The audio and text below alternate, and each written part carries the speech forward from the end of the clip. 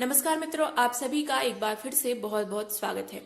पर्यावरण अध्ययन का यह है पार्ट 2, जिसमें हम शेष रह गए बाकी सभी टॉपिक को कवर करने वाले हैं। इसके पहले एनवायरनमेंट का मैंने पार्ट 1 बनाया था, जिसमें मैंने जंतु और पौधे टॉपिक को कंप्लीट कवर किया था। अगर आपने अभी तक वह वीडियो नहीं देखा है तो उस वीडियो को भी जरूर देखिए, ताकि आपका पर्यावरण अध्ययन यानी कि एनवायरनमेंट जो टॉपिक है वो आपका कंप्लीट हो सके और आप अपने 15 नंबर पक्के कर सके। सभी राज्यों में और सीटेट के लिए होने वाली शिक्षक पात्रता परीक्षाओं के लिए ये वीडियो बहुत ही यूजफुल है। चलिए तो आप शुरू करते हैं। आज का टॉपिक है भोजन एवं पोषण, फूड एंड न्यूट्रिशन। तो सबसे पहले बात आती है कि भोजन क्या है। फ्रेंड्स, मैं बोर्ड पर सिर्फ उतना ही लिखती हूँ जो आप अगर नोट्स बना रहे हैं तो आपके नोट्स में जो आपको लिखना चाहिए मैं बोर्ड पर बस उतना लिखती हूँ। बाकी परिभाषाएं मैं आपको बोलकर बताती हूँ, तो वीडियो को ध्यान से सुनिए और साथ में देखिए। सबसे पहले बात आती है कि भोजन क्या है। तो फूड डिक्शनरी के अनुसार अगर अपन देखते हैं कि भोजन क्या है, तो वह पौष्टिक पदार्थ जो किसी जीव के शरीर में ग्रहित व शोषित होकर उसकी वृद्धि का कार्य, टूट फूट से मरम्मत और जीवित रहने की विभिन्न क्रियाओं को संचालित करता है, वो क्या कहलाता है? वो भोजन कहलाता है। हम सभी को पता है कि अगर हम भोजन ग्रहण नहीं करेंगे तो हमारा सांस लेना, चलना फिरना, उठना, दौड़ना, बैठना सब कुछ बंद हो जाएगा। तो हमारे शरीर में होने वाली सभी क्रियाओं के लिए भोजन आवश्यक है। इसके बाद अगर कहें कि खाद्य पदार्थ क्या होते हैं, तो खाद्य पदार्थ जो हम खाते हैं कुछ हमें पादपों से प्राप्त होते हैं। पादप यानी कि पौधों से प्राप्त होते हैं, जैसे कि फल, सब्जियां, अनाज, मसाले और कुछ पेय पदार्थ है जैसे चाय, कॉफी। इसके साथ साथ कुछ जंतु उत्पाद भी होते हैं। जंतु उत्पाद में हम ले लेते हैं दूध, शहद, तो ये हमें जंतुओं से प्राप्त होते हैं। फिर आते हैं खाद्य पदार्थ और उनके अवयव। देखिए, खाद्य पदार्थ क्या हैं? वे सभी पदार्थ हैं जो हमारे शरीर की वृद्धि और विकास के लिए आवश्यक होते हैं, और ये पदार्थ क्या करते हैं? पोषण तत्वों की श्रेणी में आते हैं। जो खाद्य पदार्थ है जो हमारे शरीर में वृद्धि और विकास के लिए आवश्यक है और स्वस्थ रहने के लिए आवश्यक है, वो सब आते हैं पोषक तत्वों की श्रेणी में। तो यहाँ पर पोषक तत्वों को 6 वर्गों में यहाँ पर विभाजित किया गया है। पोषण, सबसे पहले आता है पोषण। तो शरीर में होने वाली विभिन्न क्रियाओं का संगठन शरीर की आवश्यकता को पूरा करता है, वो पोषण कहलाता है। अब शरीर की आवश्यकता अनुसार जो पोषण है उसको 6 वर्गों में यहाँ पर विभाजित किया गया है। ये 6 ही वर्ग बहुत ही इंपोर्टेंट है और इनसे रिलेटेड आपसे क्वेश्चन पूछा जाएगा। सबसे पहला है कार्बोहाइड्रेट। ये नाम से आप परिचित होंगे। कार्बोहाइड्रेट क्या होता है? शरीर में मुख्य ऊर्जा का स्रोत है। शरीर को जो मुख्य ऊर्जा है वो मिलती है कार्बोहाइड्रेट से। कार्बोहाइड्रेट किन खाद्य पदार्थों में पाया जाता है? तो कार्बोहाइड्रेट पाया जाता है गेहूं, चावल, आलू, मक्का, केला, इसके साथ साथ ब्रेड, शक्कर, शकरकंद, इन चीजों में भी कार्बोहाइड्रेट पाया जाता है। अगर आपसे पूछा जाए शरीर का मुख्य ऊर्जा स्रोत क्या है, तो मुख्य ऊर्जा स्रोत है कार्बोहाइड्रेट। सेकंड है विटामिन। विटामिन क्या होते हैं? शरीर के लिए अल्प मात्रा में जरूरी है, यानी कि कम मात्रा में हमें लेना चाहिए विटामिन, पर ये बहुत ही आवश्यक है। इनके बिना शरीर का पोषण या वृद्धि नहीं हो सकती। तो विटामिन क्या है? जिनकी जरूरत कम मात्रा में है पर ये बहुत ही आवश्यक है। विटामिन क्या है? विटामिन कार्बनिक यौगिक हैं और इन यौगिकों को विटामिन कहा जाता है, जो शरीर द्वारा स्वयं उत्पन्न नहीं किए जा सकते। ठीक है ना? विटामिन जो है ये शरीर स्वयं उत्पन्न नहीं कर सकता, पर इन्हें भोजन के रूप में लेना इसीलिए आवश्यक हो जाता है। अब विटामिन कई प्रकार के होते हैं। यहाँ पर मैंने जो मुख्य हैं उनको यहाँ पर नोट कराया है। सबसे पहला है विटामिन ए। ठीक है, ये विटामिन का नाम है विटामिन ए और उसका रासायनिक नाम मैंने यहाँ लिखा हुआ है। विटामिन ए का रासायनिक नाम है रेटिनॉल। अब ये पाया जाता है दूध, मछली, मक्खन, अंडा, इन सभी में विटामिन ए पाया जाता है। और इसकी कमी से कौन सा रोग होता है? तो इसकी कमी से रतौंधी रोग होता है। आपको ऑप्शन में रतौंधी ही दिया जाएगा। विटामिन ए की कमी से होने वाला रोग क्या है? रतौंधी।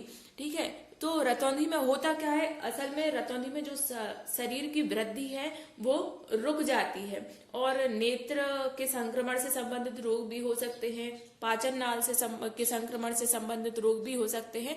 बट यहाँ पर जो इम्पोर्टेंट है कि विटामिन ए की कमी से होने वाला रोग क्या है, तो यहाँ पर हमेशा नाम रतौंधी आता है। तो आपको ये ध्यान रखना है कि विटामिन ए की कमी से रतौंधी रोग होता है और ये मुख्य रूप से दूध, मछली, मक्खन और अंडा इसमें यह पाया जाता है। विटामिन जो बी है वो कई प्रकार के होते हैं, vitamin B1, B2, B6, B12। मैंने यहाँ पर लिया है विटामिन B1, ठीक है, क्योंकि यह इम्पोर्टेंट है। विटामिन B1 जो है इसका रासायनिक नाम है थायमीन। विटामिन B1 का रासायनिक नाम है थायमीन। ये पाया जाता है अनाज, फल, दूध, ईस्ट, अंडे, मांस, इन सभी में यह पाया जाता है। इसकी कमी से होने वाला रोग है बेरी बेरी। आपको सीधा सीधा पूछा जाएगा कि विटामिन बी की कमी से होने वाला रोग क्या है, तो वह है beriberi. Vitamin C, vitamin C का रासायनिक नाम है एस्कॉर्बिक अम्ल। ये नींबू वंश के जो फल होते हैं जैसे कि संतरा, मौसमी, इनमें यह पाया जाता है, यानी कि खट्टे फलों में ये पाया जाता है। आलू की सब्जी में पाया जाता है, टमाटर में यह पाया जाता है और आंवले में भी पाया जाता है विटामिन सी। यानी कि जो खट्टी चीजें होते हैं उनमें विटामिन सी पाया जाता है। विटामिन सी की कमी से होने वाला रोग है स्कर्वी। देखिए ये जो 4 रोग हैं ये अक्सर पूछे जाते हैं, रतौंधी, बेरी बेरी, स्कर्वी और रिकेट्स। ये आपको देखना एक ना एक क्वेश्चन में देखने जरूर मिलेगा। ये 4 रोग पूछे जाते हैं कि किन की कमी से यह होते हैं, तो आपको इन चारों को अच्छे से ध्यान रखना है। बी बेरी बेरी, स्कर्वी, सी ए से रतौंधी और फिर आता है विटामिन डी। तो विटामिन डी की कमी से होता है रिकेट्स। विटामिन डी का जो है रासायनिक नाम है कैल्सीफेरॉल। आपको इसको एक बार पढ़ेंगे तो आपको कहीं ना कहीं थोड़ा बहुत ध्यान रहेगा, तो इन चीजों को आप बार बार रिपीट कीजिए, एकदम रटने की जरूरत नहीं है, क्योंकि अगर रटेंगे तो भूल जाएंगे। तो 2 से 3 बार पढ़िए, जब ऑप्शन सामने आता है तो आपको खुद ब खुद याद आ जाएगा। विटामिन डी का रासायनिक नाम है कैल्सीफेरॉल। ये पाया जाता है मक्खन, सूर्य प्रकाश में पाया जाता है, त्वचा और ईस्ट में भी पाया जाता है, मछली के तेल में भी विटामिन डी पाया जाता है। इसके बाद है इसकी कमी से रिकेट्स होता है। फिर है विटामिन ई। विटामिन ई का रासायनिक नाम है टोकोफेरॉल। टोकोफेरॉल विटामिन ई जो है वो पाया जाता है तेल, सोयाबीन, और ये पाया जाता है इसके साथ साथ अंडे की जर्दी में, यानी कि अंडे का जो सफेद भाग होता है उसमें भी विटामिन ई पर्याप्त मात्रा में होता है। विटामिन ई की कमी से होने वाला रोग है तंत्रिका तंत्र में गड़बड़ी हो जाती है और इसके साथ केसा कला की ये सुरक्षा करता है, ठीक है, बालों की ये सुरक्षा करता है। पेशियों की क्रियाशीलता में बद्धता आ जाती है अगर इसमें कमी होती है। इसके साथ जनन से संबंधित भी समस्याएं आती है विटामिन ई की कमी से। फिर आता है विटामिन के। तो विटामिन के का रासायनिक नाम है नेफ्टोक्विनोन, ठीक है, नेफ्टोक्विनोन। ये पाया जाता है हरी पत्तियों में, गोभी, टमाटर, सोयाबीन, अंडा, ठीक है, इनमें यह विटामिन के पाया जाता है। और विटामिन के की कमी से क्या हो जाता है, रक्त का थक्का बनना बंद हो जाता है। ये आपने कई बार पढ़ा होगा और ये इंपॉर्टेंट है, विटामिन के की कमी से रक्त का थक्का नहीं बनता। तीसरे नंबर पे आते हैं प्रोटीन। तो प्रोटीन क्या है, प्रोटीन को हम शरीर वर्धक भोजन कहते हैं। प्रोटीन के लिए क्या कहते हैं, शरीर वर्धक भोजन, और ये शरीर की वृद्धि में सहायक होते हैं। इसके साथ साथ कोशिकाओं का पुनर्निर्माण भी प्रोटीन के द्वारा किया जाता है। तो ये तीनों चीजें आपको ध्यान रखनी है। शारीरिक वृद्धि शरीर वर्धक भोजन है, शरीर की वृद्धि में सहायक है, और कोशिका पुनर्निर्माण में सहायक है कौन, प्रोटीन। ये पाया जाता है दूध, मीट, अंडा, सोयाबीन, मटर, पनीर। ये आपसे देखिए आपको चिंता करने की जरूरत नहीं है, क्योंकि देखिए जैसे दूध, अंडा है तो ये बहुत सी चीजों में इसका नाम कॉमन आता है। तो आपसे एकदम ये नहीं पूछा जाएगा, आपसे जो अलग चीज होती है वो पूछी जाती है। जैसे कि आपसे पूछा जाए कि नींबू वंश के फलों में कौन सा विटामिन पाया जाता है, तो आपको पता है विटामिन सी पाया जाता है। या फिर आपको एक से ऑप्शन नहीं देंगे कि दूध दे दिया और पूछा कि दूध में क्या पाया जाता है, और सभी ऑप्शन दे दिए और आप कंफ्यूज हो जाए, ठीक है। तो प्रश्न सोच समझ के बनाए जाते हैं, एकदम परेशान होने की आपको जरूरत नहीं है। इसके बाद आता है रुक्षांश। अब रुक्षांश क्या है, तो देखिए हमारे भोजन में जो तंतुमय यानी कि जो रेशेदार पदार्थ होते हैं वो कहलाते हैं रुक्षांश, ठीक है। रुक्षांश क्या है, तंतुमय पदार्थ है, यानी कि रेशेदार जो पदार्थ है वो कहलाते हैं। ये शरीर की वृद्धि में सहायक नहीं होते। रुक्षांश जो है शरीर की वृद्धि में सहायक नहीं होते, क्योंकि असल में हम इनका पाचन कर ही नहीं पाते। जो रुक्षांश होते हैं उनका शरीर हम पाचन नहीं कर पाते। पर इसका मुख्य कार्य क्या है कि ये खुद जो रुक्षांश है ये हमारे शरीर में जो खाया है हमने उसका पाचन रुक्षांश की सहायता से होता है, यानी कि ये कब्ज को रोकता है, ठीक है। और उत्सर्जन क्रिया में इसका काफी योगदान रहता है रुक्षांश का। इसीलिए कहा जाता है कि रेशेदार सब्जियां खाने से क्या है, कब्जियत दूर होती है, ठीक है। तो रुक्षांश क्या है, रेशेदार सब्जियां हैं। इसके बाद ये किन किन चीजों में पाया जाता है, तो इसके मुख्य स्रोत है सलाद, साबुत अनाज। देखिए साबुत अनाज में ये क्या है, जो अनाजों की बाहरी परत होती है उनका आवरण होता है, जैसे गेहूं में जो पीला भाग होता है बाहर का, तो ऐसे साबुत अनाज में जो बाहरी परत होती है उसमें यह पाया जाता है। और दलिया, देखिए दलिया क्या है, गेहूं का बाहरी परत ही है, तो दलिया में, फल सब्जियों में ये पाया जाता है। अब आता है 5वें नंबर पर बसा। तो बसा क्या है, कार्बोहाइड्रेट से भी अधिक ऊर्जा प्रदान करता है। देखिए कार्बोहाइड्रेट तो ऊर्जा प्रदान करता ही है, पर बसा जो है वो कार्बोहाइड्रेट से भी अधिक ऊर्जा प्रदान करता है। इसके बाद ये शरीर को एक आवरण प्रदान करता है, शरीर को आवरण प्रदान करता है और शरीर आघात रोधी बनाता है। हमारी जो त्वचा है इसके नीचे एक बसा एक परत बना लेता है त्वचा के नीचे, जिससे हमारी जो अंदर का भाग है वह सुरक्षित रहता है। जैसे ठंडियों में आपने देखा होगा कि अधिकतर हाथ पैर रूखे हो जाते हैं, फटने लगते हैं, तो उसका कारण यही है कि बसा जो है वो जम जाती है, ठीक है। तो इसके कारण हमें रूखापन लगता है, जबकि गर्मियों में वो ही पिघली रहती है, तो गर्मियों में आपको रूखा रूखा फील नहीं होता है।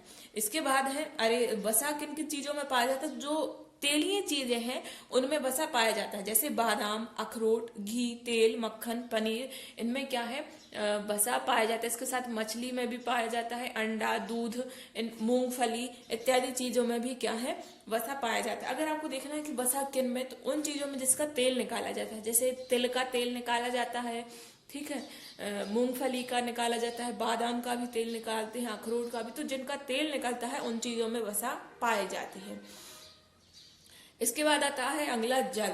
अब देखिए जल से तो आप सभी परिचित हैं, पर जल है क्या, तो जल एक अकार्बनिक पदार्थ है। कैसा पदार्थ है, एक अकार्बनिक पदार्थ है, और मानव शरीर का 60 से 75% हिस्सा जो है वो जल से बना हुआ है, ठीक है। 60 से 75% हिस्सा जल से बना हुआ है। अब जल क्या कार्य करता है, तो सभी कुछ कार्य जल का ही है। जल ताप का, शरीर का जो ताप है उसको नियंत्रित रखता है। जल पाचन में सहायक होता है। हमारे शरीर में जो हम खाते हैं, विटामिन हो, वसा हो, रुक्षांश हो, प्रोटीन हो, उन सबका परिवहन जो है वो जल ही करवाता है। इसके साथ ही उत्सर्जन में भी जल सहायक होता है, यानी कि सबसे अगर महत्वपूर्ण कार्य कहें तो सबसे महत्वपूर्ण कार्य जल ही करता है। और जल की कमी से जो रोग होता है उसको हम बोलते हैं निर्जलीकरण, डिहाइड्रेशन, ठीक है। जल की कमी से क्या होता है, डिहाइड्रेशन होता है, जिसको आप हिंदी में बोलते हैं निर्जलीकरण। इसके बाद लास्ट है, ये आता है खनिज लवण। तो खनिज लवण क्या करते हैं, ये शरीर की रोगों से रक्षा करते हैं और ऊतकों का निर्माण करते हैं, ठीक है। ऊतकों का निर्माण कौन करता है, खनिज करता है। जबकि एक चीज हमने और पढ़ी थी कि कोशिका का पुनर्निर्माण तो कौन करता है, कोशिका का पुनर्निर्माण प्रोटीन करते हैं, जबकि ऊतक का निर्माण खनिज लवण करते हैं। ये बात ध्यान रखने की है। इसके बाद है खनिज लवण क्या होते हैं, ठीक है।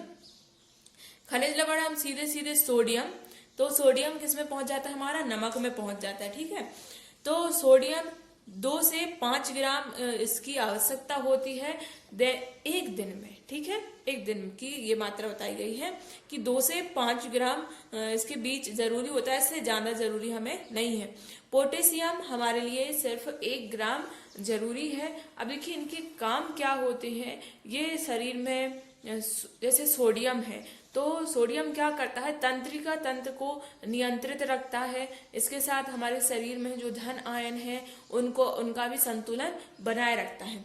वहीं अगर पोटेशियम की बात करें तो पोटेशियम हमें 1 ग्राम जरूरी है, और ये लगभग सभी खाद्य पदार्थों में पाया जाता है। अब ये करता है कि हमारे शरीर में जो विद्युत अपघट्ट है यानी कि धन आयन और ऋण आयन यहाँ वहां घूम रहे हैं, उनका संतुलन ये बनाए रखता है। इसके बाद आता है कैल्शियम। तो कैल्शियम की आवश्यकता 1.2 ग्राम, ठीक है, कैल्शियम क्या है, 1.2 ग्राम हमारे लिए जरूरी होता है। अब कैल्शियम किसमें पाया जाता है, तो दूध, पनीर, अंडा, चना, हरी सब्जियां, साबुत अन्न, रागी, मछली, इन सभी में क्या है, कैल्शियम पाया जाता है। अब कैल्शियम का काम क्या होता है, तो कैल्शियम दांतों को और हड्डियों को मजबूती प्रदान करता है और मांसपेशियों को भी सुचारू रूप से चलाता है।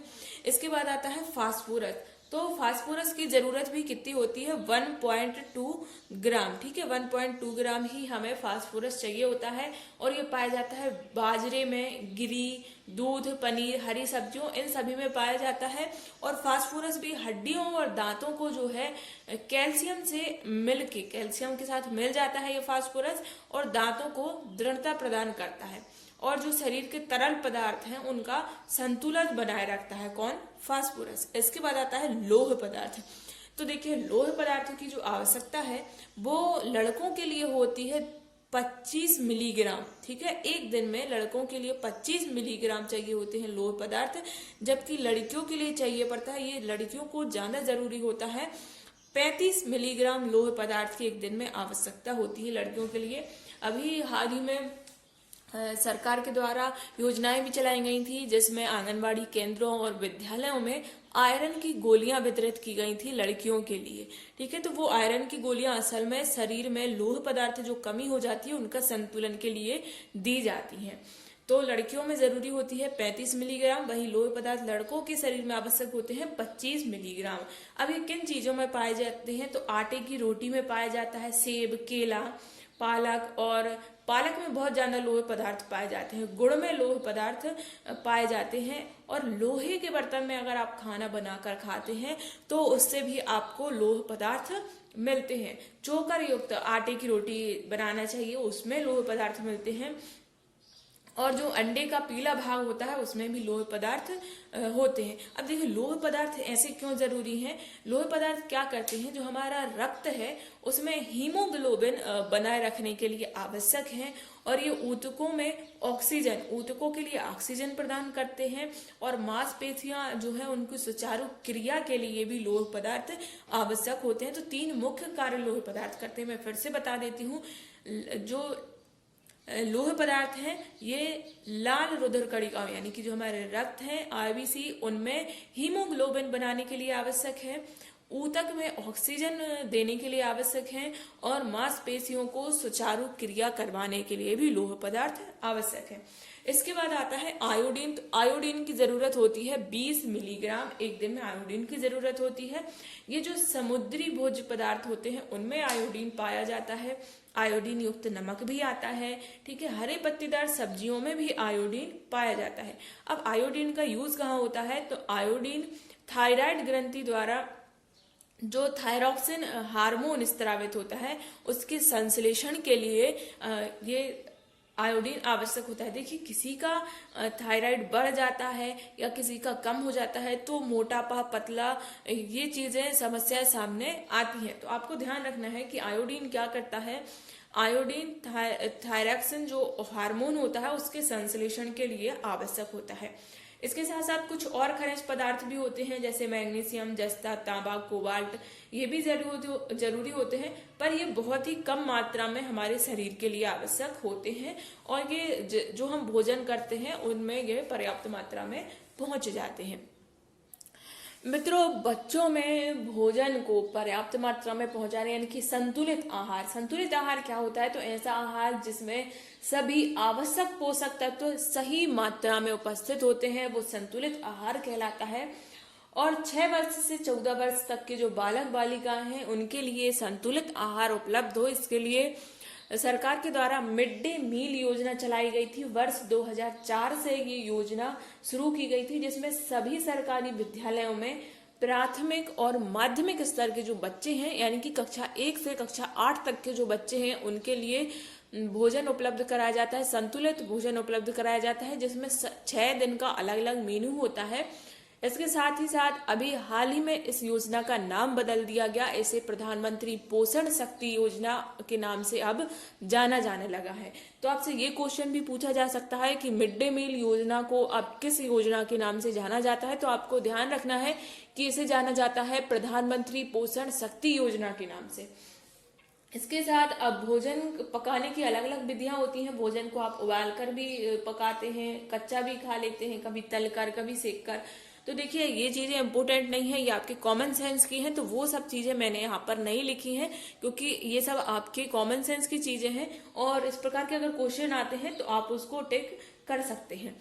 इसके बाद अगला है कि स्वास्थ्य एवं रोग। अब देखिए खा पी रहे हैं तो स्वास्थ्य भी बिगड़ सकता है और कई रोग भी हो सकते हैं अगर हम गलत खा लेते हैं तो।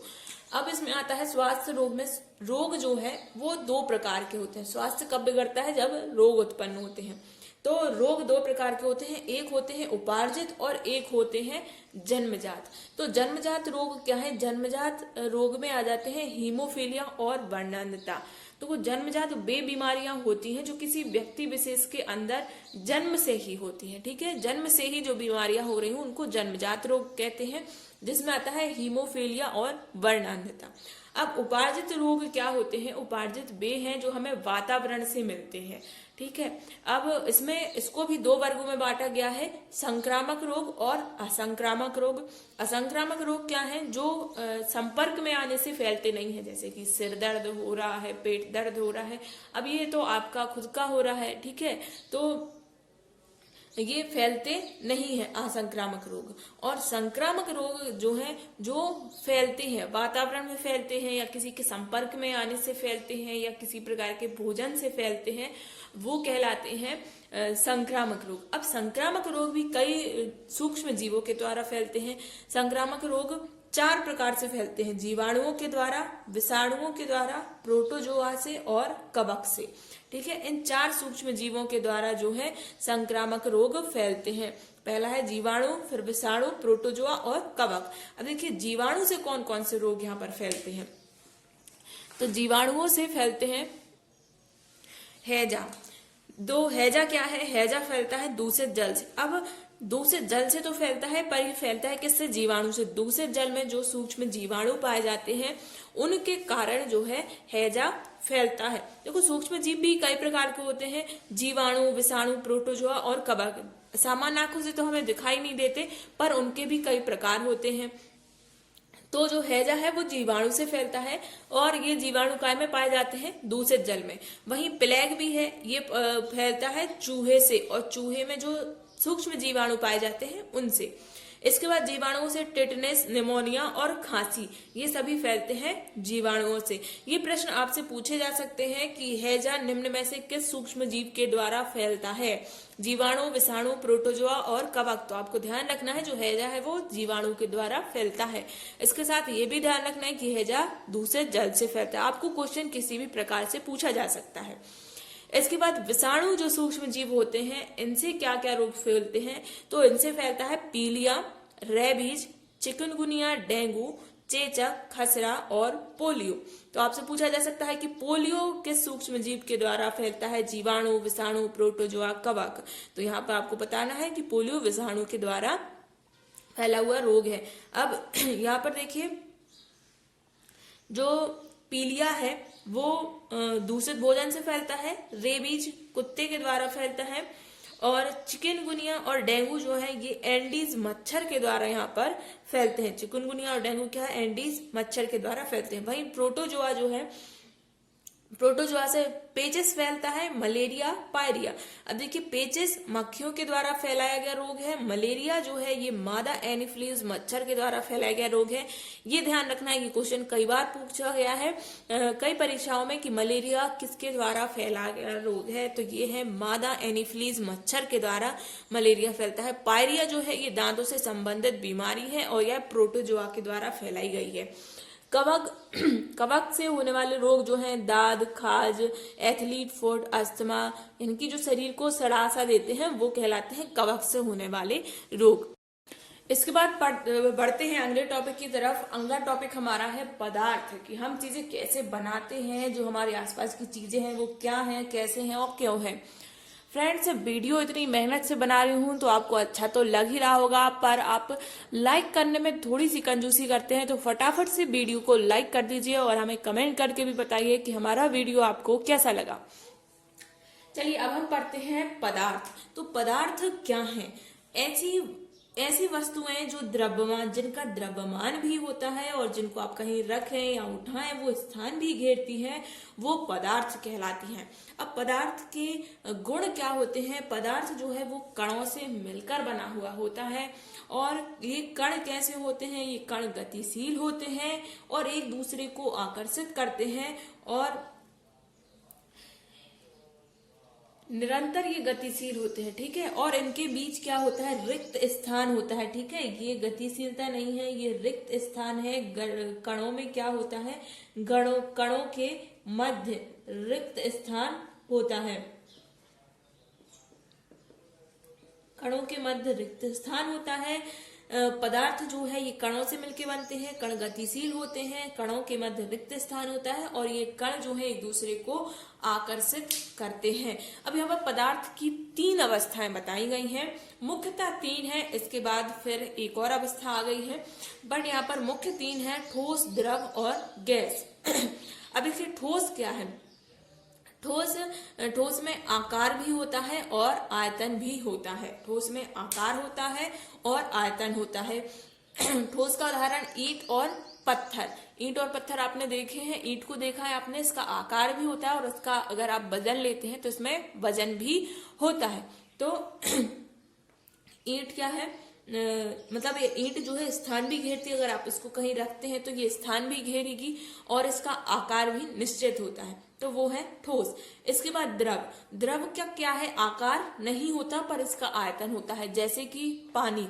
पानी को आप गिलास में डालोगे तो वो गिलास के आकार का हो जाएगा, कटोरी में डालोगे तो वो कटोरी के आकार का हो जाएगा, यानी कि द्रव का कोई आकार नहीं है, वो जिसमें डालोगे वैसे ही ढल जाएगा, पर आयतन है, यानी कि द्रव को रखने के लिए आपको स्थान की जरूरत पड़ती है। इसके बाद आता है गैस। तो गैस में ना तो आकार होता है और ना ही आयतन होता है। जैसे कि हवा है, तो हवा तो पूरे में फैली हुई है, आपको उसको रखने की जरूरत कहीं भी नहीं है, ये पूरे में फैल जाती है, तो इसका कोई आयतन नहीं है। इसके साथ इसका आकार भी कुछ नहीं होता है। आकार तो जहां फैल रही है उसका आपने देखी ही नहीं है कि कैसी है। तो गैस जो है ना आकार होता है ना आयतन होता है, गैस इसमें आ जाती है।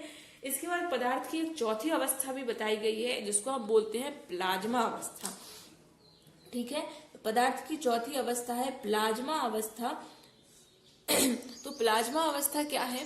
प्लाज्मा अवस्था में जैसे जेली है, ठीक है, जेली वाली अवस्थाएं आ जाती हैं प्लाज्मा अवस्था में। ये इंपोर्टेंट नहीं है, मैंने आपको 3 ही है, ठोस, द्रव और गैस। जो प्लाज्मा है ये ठोस और द्रव के बीच की अवस्था होती है। इसके बाद आते हैं तत्व। तत्व क्या होते हैं? तो तत्व पदार्थ के मूलभूत इकाई होते हैं, यानी कि तत्व जो है पदार्थ का मूल रूप होता है, जिसका विभाजन नहीं किया जा सकता, यानी कि जिसको आप तोड़ नहीं सकते, वो कहलाता है पदार्थ। तो ये पदार्थ का मूल रूप है। पदार्थ जो है वो तत्वों से मिलकर ही बने होते हैं, इनका आप विभाजन नहीं कर सकते। तत्व को भी 3 वर्गों में बांटा गया है, धातु, अधातु और उपधातु। अब धातु के अंतर्गत क्या आता है? सोना, चांदी, तांबा, सोडियम, पोटेशियम। अब धातु क्या होते हैं? देखिए धातु चमकीली होती हैं, आघात वर्धनीय होती हैं, यानी कि आप इन पर अगर वार करते हैं तो ये मोटी चादरों में इनको ढाला जा सकता है। जैसे सोना, इसकी चादर बनाई जा सकती है, चांदी की भी चादर बनाई जा सकती है। चादर यानी कि इनको पतला ढाला जा सकता है, किसी आकार में ढाला जा सकता है, ठीक है। तो ऐसा नहीं कि इन पे हथौड़ी मारी और ये बिखर के टूट गई, ठीक है। इसके साथ साथ इनमें प्रतिध्वनि भी होती है, अगर आप इनको बजाते हैं तो इनमें आवाज भी आती है। ये ताप और विद्युत की सुचालक होती हैं। कौन? धातुएं ताप विद्युत की सुचालक होती हैं। तन्य होती हैं, यानी कि इनका तार बनाया जा सकता है। आघात वर्धनीय होती हैं, यानी कि ये आघात सहन कर लेती हैं, साथ ही साथ चमकीली भी होती हैं। इनके उदाहरण है सोना, चांदी, तांबा, सोडियम और पोटेशियम। ये ध्यान रखना, सोडियम पोटेशियम भी क्या है? धातुएं हैं। इसके बाद आती है अधातु। तो अधातु क्या है, ये कई रंगों में पाई जाती हैं और ताप और विद्युत की ये कुचालक होती हैं, ताप विद्युत की कुचालक होती हैं अधातुएं। इनमें प्रतिध्वनि नहीं होती, ये चमकीली भी नहीं होती है और ये आघात वर्धनीय भी नहीं होती, ना ही इनमें तन्यता का गुण पाया जाता है, यानी कि आप इनको खींच के तार नहीं बना सकते। अधातु का उदाहरण है हाइड्रोजन, ऑक्सीजन, ब्रोमीन और आयोडीन। इसके बाद आती है उपधातु। तो कुछ तत्व जो होते हैं धातु और अधातु के बीच की विशेषताओं को दर्शाते हैं, जिनको हम बोलते हैं उपधातु। उपधातु में आता है बोरान, सिलिकॉन और जर्मेनियम। तो ये आपको क्लियर हो गया। इसके बाद हम पढ़ते हैं यौगिक। तो पदार्थ को तत्व, यौगिक और मिश्रण में भी बांटा गया है, ठीक है। तो ये 3 नाम हम पढ़ रहे हैं। यौगिक क्या होते हैं? यौगिक 2 या 2 से अधिक तत्वों को नियत अनुपात में मिलाओ, सही अनुपात में मिलाते हैं जब, तो यौगिक बनता है। जैसे कि पानी, तो पानी क्या है, पानी का सूत्र हमने पढ़ा है H2O, यानी कि 2 इसमें हाइड्रोजन है और 1 ऑक्सीजन है। तो हाइड्रोजन और ऑक्सीजन से मिलके जो है जल बनता है और ये सही अनुपात में अगर नहीं मिले, 2 हाइड्रोजन और 1 ऑक्सीजन नहीं मिला, तो ये पानी नहीं बन पाएगा, ठीक है। तो नियत अनुपात में मिलने से जो बनता है उसको हम यौगिक बोलते हैं। तत्व क्या है, वो अकेला ही रहता है, अकेली बनता है, उसको तोड़ा नहीं जा सकता। जबकि यौगिक क्या है, 2 या 2 से अधिक तत्वों से के नियत अनुपात में मिलने पर यौगिक बनता है। इसके बाद आता है मिश्रण। तो मिश्रण क्या है, 2 या 2 से अधिक तत्वों या फिर यौगिकों के संयोजन से जो है वो मिश्रण बनता है। मिश्रण में आ जाता है हवा, मिट्टी, यानी कि किसी भी प्रकार से इनको मिला दिया जाए। हवा में जरूरी तो नहीं है कि एक निश्चित अनुपात हो, कुछ का कुछ मिला रहता है, तो वो आ जाता है मिश्रण में। ऐसी मिट्टी है, उसमें पत्थर भी आ जाते हैं, कंकड़ भी, मोटे पतले छोटे बड़े, ठीक है, बारीक मिट्टी आ जाती है, धूल भी आ जाती है। तो वो सब क्या है, वो आता है मिश्रण के अंतर्गत। इसके बाद हम पढ़ेंगे विलयन। विलयन क्या है, तो विलयन जब आप 2 या उससे अधिक पदार्थों को घोल देते हैं आपस में, तो वो बन जाता है विलयन। विलयन जैसे कि आप चाशनी बना रहे हैं, ठीक है, शक्कर का जो सीरा है वो बना रहे हैं, तो इसमें आप जल और शक्कर को आप मिला रहे हैं। तो यहाँ पे जल क्या हो जाएगा, विलायक हो जाएगा और चीनी हो जाएगी विलेय। देखो, जो द्रव चीज रहती है वो कहलाती है विलायक और चीनी जो ठोस है वो हो गई विलेय। अब देखो, क्योंकि चीनी आप जल में घोलेंगे, ठीक है, चीनी को जल में घोला जाएगा, जब घोलोगे तो चीनी तो गायब ही हो जाएगी। तो जो चीज गायब हो जाती है वो कहलाती है विलेय और जो चीज दिखती रहती है वो कहलाती है विलायक। तो विलयन जो है वो 2 चीजों से मिलकर बनता है, विलायक और विलेय। तो ये आपको ध्यान रखना है कि विलायक और विलेय से मिलकर बनता है विलयन। और इसके साथ साथ इसको हम और तरीके से भी पढ़ सकते हैं कि परिभाषा के रूप में अगर हम इसको पढ़ें तो विलयन क्या है, जिसको 2 भागों में बांटा जाए, जो विलायक और विलेय में विभाजित हो। फिर अगर विलायक को परिभाषित किया जाए तो विलयन का ऐसा घटक है जो दूसरे घटक को विलयन में मिला देता है, ठीक है, विलयन में जो मिला देता है वो विलायक कहलाता है। और विलयन का वह घटक जो विलायक में घुला होता है वो विलेय कहलाता है। देखिए, परिभाषा से याद करेंगे तो आपको कठिन पड़ जाएगा, आपको बस ऐसे ही ध्यान रखना है कि जल विलायक है और चीनी विलेय है। तो इससे रिलेटेड जो अगर कोई और प्रश्न पूछा जाता है तो आपसे आई थिंक बन जाना चाहिए। इसके बाद आता है जो विलयन होता है वो 2 प्रकार के होते हैं, विलेय और अविलेय, ठीक है। विलयन में जो चीजें मिलाई जा रही हैं वो भी 2 प्रकार की होती हैं, विलेय और अविलेय। विलेय क्या कहलाती हैं, जो विलयन में पूरी तरीके से घुल जाती हैं। जैसे चीनी जो है उसको आपने पानी में घोला तो फिर वो चीनी दिखाई नहीं देगी।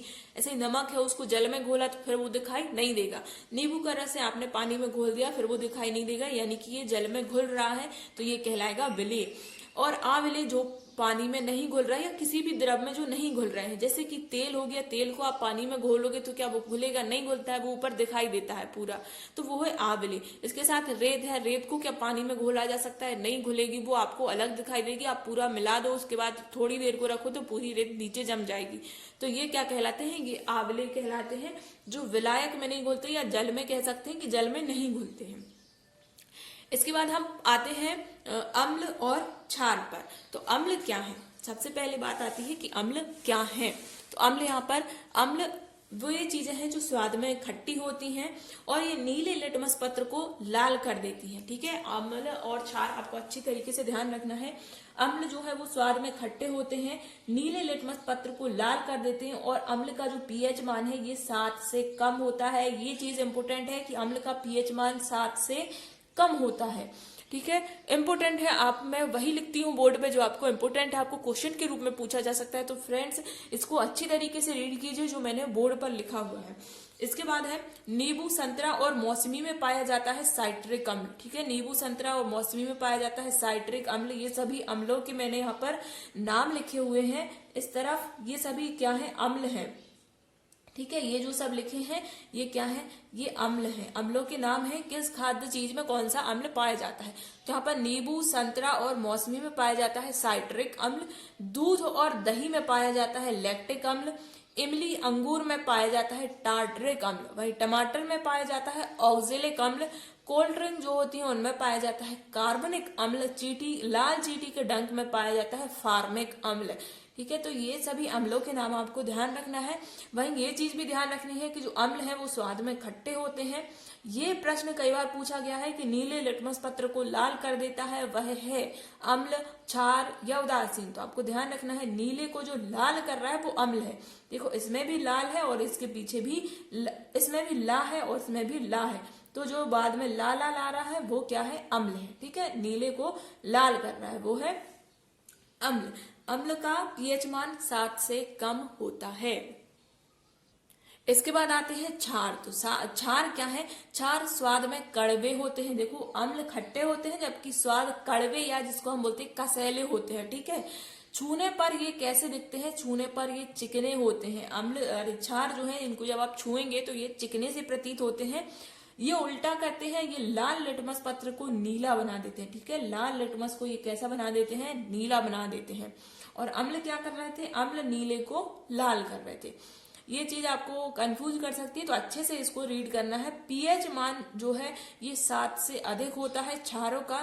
क्षार पाया जाता है साबुन में, अजवाइन में। जब भी एसिडिटी बढ़ती है यानी कि अम्लता बढ़ती है तो हम कहते हैं घरेलू उपचार अजवाइन खा लीजिए। तो अजवाइन जैसी चीजें हैं इनमें क्षार अधिक पाया जाता है। ठीक है, साबुन कैसी होती है, क्षारीय होती है।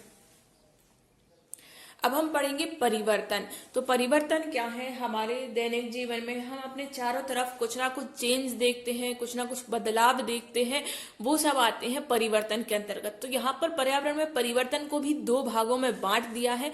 पहला आता है भौतिक परिवर्तन और दूसरा आता है रासायनिक परिवर्तन।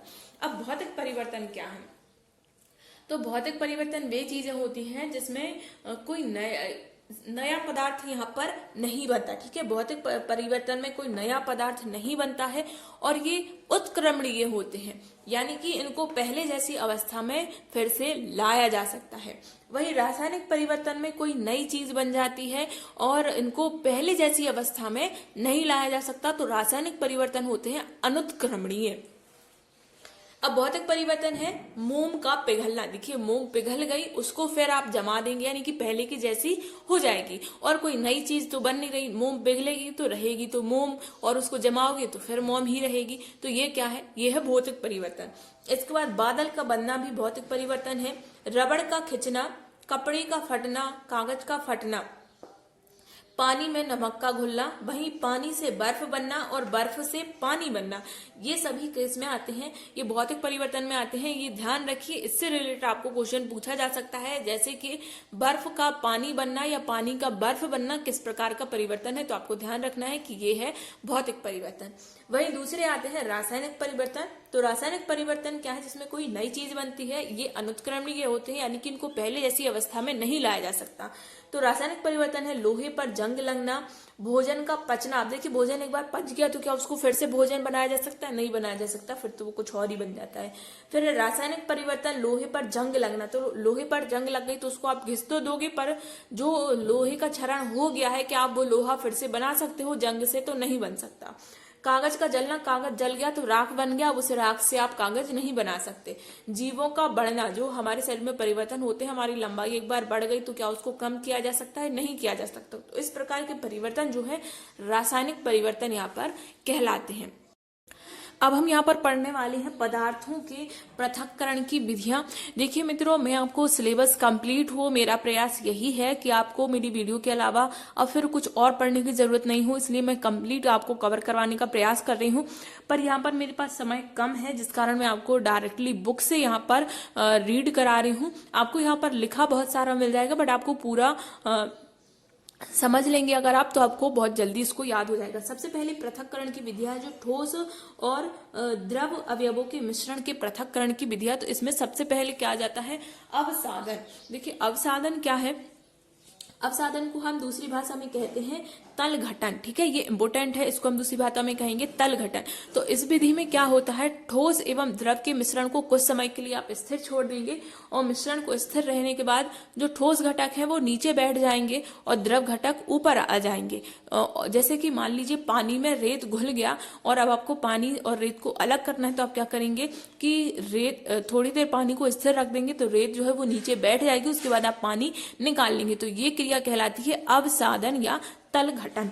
इसके बाद आती है निस्तारण। तो निस्तारण भी इस प्रक्रिया में क्या होता है, अवसादित मिश्रण में द्रव को बिना हिलाए दूसरे बर्तन में डाल दिया जाता है। तो जैसे आप दाल धो रहे हैं या चावल धो रहे हैं, ठीक है, तो उसमें पानी मिला दिया आपने, उसके बाद पानी को दूसरे ड्रम में, दूसरे बर्तन में डाल दिया, तो आपके जो चावल हैं वो जहां के तहां बचे रहेंगे या दाल जहां के तहां बची रहेगी उसी पात्र में। तो ये कहलाएगी निस्तारण। इसके बाद आती है निस्यंदन। निस्यंदन का सबसे प्रमुख उदाहरण है चाय को चाय पत्ती से अलग करना, यानी कि आपको छन्नी द्वारा जो आप छान लेते हैं वो कहलाती है निस्यंदन। निस्यंदन का दूसरा नाम है छानना। देखिए छानना आपको आएगा तो आप लगा देंगे, बट आपको नाम याद रखना है निस्यंदन, क्योंकि निस्यंदन नाम से आप भूल जाएंगे। तो निस्यंदन का मतलब होता है छानना। तो चाय में से चाय पत्ती को अलग करने के लिए किस विधि का उपयोग किया जाता है, तो वो विधि का नाम है निस्यंदन। यहाँ पर ये 3 विधियां ही इंपोर्टेंट है। इसके बाद आती है निष्पावन। ये विधि इंपोर्टेंट है। निष्पावन में क्या होता है, हल्के और भारी ठोस जो है इनको अलग अलग किया जाता है। जैसे अनाज के कणों से आप भूसे को अलग करते हैं, तो ये विधि उपयोग लाई जाती है निष्पावन। वहीं थ्रेसिंग जो विधि है जिसको बोलते हैं गाहना, तो ये भी क्या है, ठोस अवयवों को ठोस अवयवों से अलग करने की विधि है, थ्रेसिंग। इसके बाद आती है हस्तचयन। हस्तचयन भी ठोस को ठोस से अलग करने की जो विधि है। जैसे दाल या चावल आदि को साफ करना, दाल में से कंकड़ छांटकर अलग करना, चावल से कंकड़ छांटकर अलग करना, तो ये विधि कौन सी है, हस्तचयन। तो ये यहाँ पर 6 विधियां जो है इंपोर्टेंट है। बाकी विधियां भी आप देख सकते हैं। यहाँ पर आती है अपकेंद्रण। तो अपकेंद्रण क्या है, इसमें होता है, इस विधि में ठोस द्रव के मिश्रण को बहुत तेज गति से घुमाया जाता है, जैसे कि दूध से क्रीम या मक्खन निकालना। तो दूध से मक्खन निकालना कौन सी विधि है, अपकेंद्रण। ठीक है। वाष्पीकरण, तो जिसमें समुद्र के पानी से नमक बनाना। ठीक है, समुद्र के पानी को बड़े बड़े हौदों में डाल दिया जाता है और पानी वाष्पित हो जाता है और वहां पर नमक शेष रह जाता है, तो ये विधि कौन सी कहलाती है, वाष्पीकरण। इसके बाद द्रव शोधन या जिसको बोला जाता है अवसाधन। तो समुद्री जल से नमक व शुद्ध जल प्राप्त करने की सबसे अच्छी विधि कौन सी है, द्रव शोधन या आसवन विधि। ठीक है, आसवन विधि भी इसको कहा जाता है। इसके बाद है चुंबकीय पृथक्करण और चालन विधि। चालन यानी कि छलनी से कोई चीज छानना, कंकड़ रेत पत्थर को अलग करना, आटे के जो चोकर है उसको अलग करना, बारीक अलग और मोटा अलग। ठीक है। इसके बाद चुंबकीय पृथक्करण है, इसमें क्या करते हैं, चुंबक का इस्तेमाल किया जाता है। चुंबक को गोल गोल घुमाएंगे और जो चुंबकीय पदार्थ है वो आकर्षित होकर चुंबक में चिपक जाएंगे। इसके बाद और विधि है कि द्रव को द्रव से अलग करने की जो विधि है वो है पृथक कीप की सहायता से इसमें किया जाता है। जैसे मान लीजिए तेल और पानी आपस में मिल गए, तो इस प्रक्रिया के द्वारा क्या किया जाता है, तेल और पानी को अलग किया जाता है, इस कीप में डाल दिया जाता है, तो पानी कीप में नीचे चला जाता है, जबकि जो तेल है वो कीप में ऊपर रह जाता है। इसके बाद है प्रभाजी आसवन।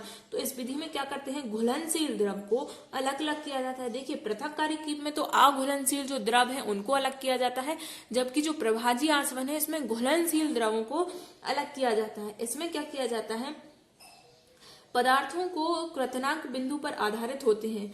ठीक है, कि किस पर वो गर्म हो रहा है वो कहलाता है उनका क्वथनांक बिंदु।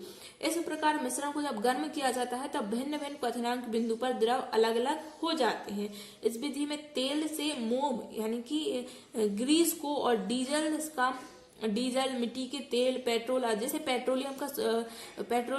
पेट्रोलियम जो होता है उससे आप मोम निकालते हैं, मिट्टी का तेल निकालते हैं, डीजल निकालते हैं, पेट्रोल निकालते हैं और लास्ट में उससे जेली भी निकलती है। तो ये सब किस विधि के द्वारा किया जाता है? प्रभाजी आसवन। देखिए हर चीज अलग अलग ताप पर गर्म होती है या पिघलती है, तो इसी विधि का उपयोग यहाँ पर किया जाता है। यहाँ पर देखिए भारत में विभिन्न क्षेत्रों में खेतियां प्रचलित होती हैं और हर क्षेत्र में उनका अलग अलग नाम होता है। जैसे कि उत्तर पूर्व भारत, जैसे मेघालय, नागालैंड, मिजोरम है, इनमें जो खेती की जाती है वो झूम पद्धति से की जाती है। उस खेती का नाम है झूम। तो झूम खेती कहाँ की जाती है? मेघालय, नागालैंड और मिजोरम, ये चीज आपको ध्यान रखनी है। वहीं छत्तीसगढ़ में जो खेती है इसका प्रचलित नाम है दीपा।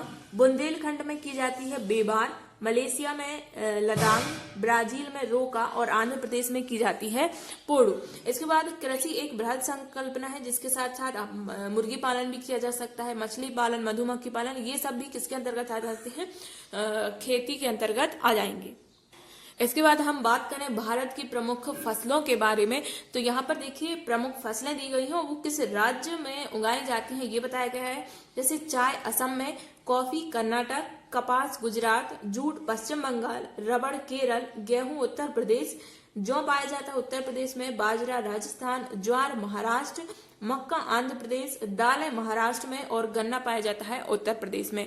वहीं अगर प्रमुख फलों की बात करें तो यहाँ पर फल पाए जाते हैं सेब हिमाचल प्रदेश, अमरूद उत्तर प्रदेश, संतरा महाराष्ट्र, सहतूत ये पंजाब में पाया जाता है, अंगूर महाराष्ट्र, स्ट्रॉबेरी महाराष्ट्र, अल्फासो आम इसके लिए फेमस है महाराष्ट्र, लीची उत्तराखंड उत्तर प्रदेश और बिहार में, काजू गोवा, चीकू महाराष्ट्र, अनानास पश्चिम बंगाल, वहीं केला पाया जाता है महाराष्ट्र में।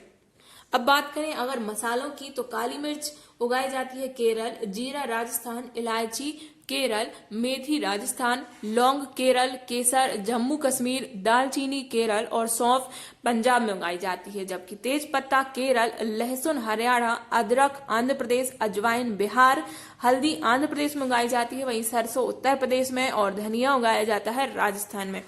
अगर बात करें मसालों का घर किसे कहा जाता है तो केरल को मसालों का घर कहा जाता है, वहीं छत्तीसगढ़ को चावल का कटोरा कहा जाता है।